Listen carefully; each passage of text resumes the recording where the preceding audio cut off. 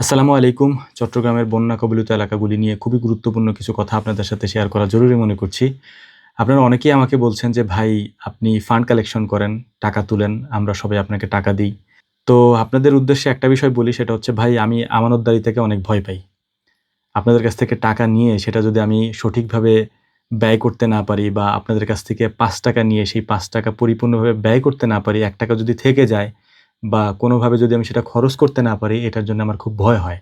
আমার কাছে মনে হয় এটার কারণে আল্লাহ তাআলার কাছে আমি ধরা খেয়ে যাব। তো এই কারণে মূলত এই কাজগুলো আমি করি না। আমি এই কাজগুলি মূলত আস-সুন্নাহ ফাউন্ডেশনের মাধ্যমে দীর্ঘদিন যাবৎ করে আসতেছি।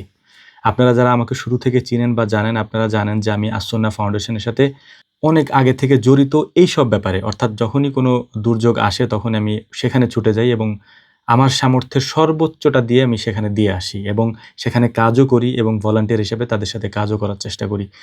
দেখেন, একটা অর্গানাইজেশনের মাধ্যমে কাজ করতে পারলে ভালো হয়। কারণ আমি ওই এলাকাগুলো চিনি না, জানিও না। আমার বাড়ি বাংলাদেশের এক প্রান্তে, আর এই ঘটনাগুলি ঘটছে বাংলাদেশের অপর প্রান্তে।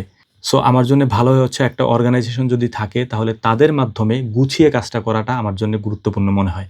এ কারণে আমি দীর্ঘদিন যাবৎ, শুরু থেকে যারা আমার ভিডিও দেখতেছেন তারা জানেন, আমি যখন এরকম কোনো ঘটনা ঘটে, ভলান্টিয়ার লাগলে আমি আমাদের এখান থেকে লোকজন নিয়ে আস-সুন্নাহ ফাউন্ডেশনে যাই এবং সেখানে আফতাবনগরে সেখানে কাজ করি তাদের সাথে, এবং এই কাজের মাধ্যমে আমাদের নিজেদের একটা আত্মতৃপ্তি আসে যে আমরা সেই পর্যন্ত পৌঁছাইতে না পারলেও এখান থেকে আমাদের হাত থেকে প্যাকেট হওয়া জিনিসগুলো তাদের কাছে উপহার সামগ্রী পৌঁছে যাচ্ছে।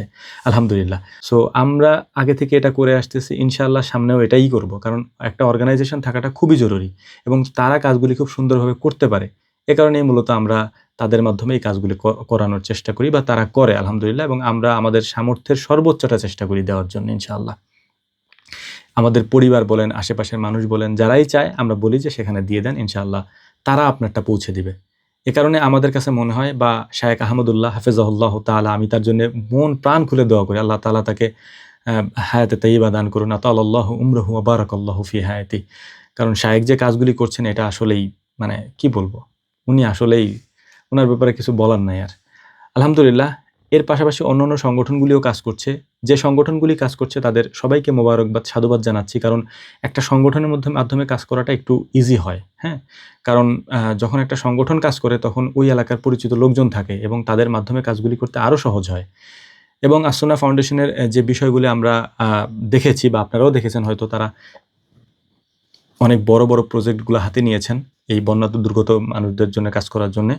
তো আমরা সেখানেও আমাদের কন্ট্রিবিউশন থাকবে ইনশাআল্লাহ বরাবরের মতো। আমাদের জন্য দোয়া করবেন, আল্লাহ তাআলা যেন আমাদেরকে সুস্থ রাখেন। আমরা যেন এখান থেকে আস-সুন্নাহ ফাউন্ডেশনের মাধ্যমে আমাদের উপহার সামগ্রী ওই পর্যন্ত পৌঁছাইতে পারি। আসসালামু আলাইকুম ওয়া রাহমাতুল্লাহ।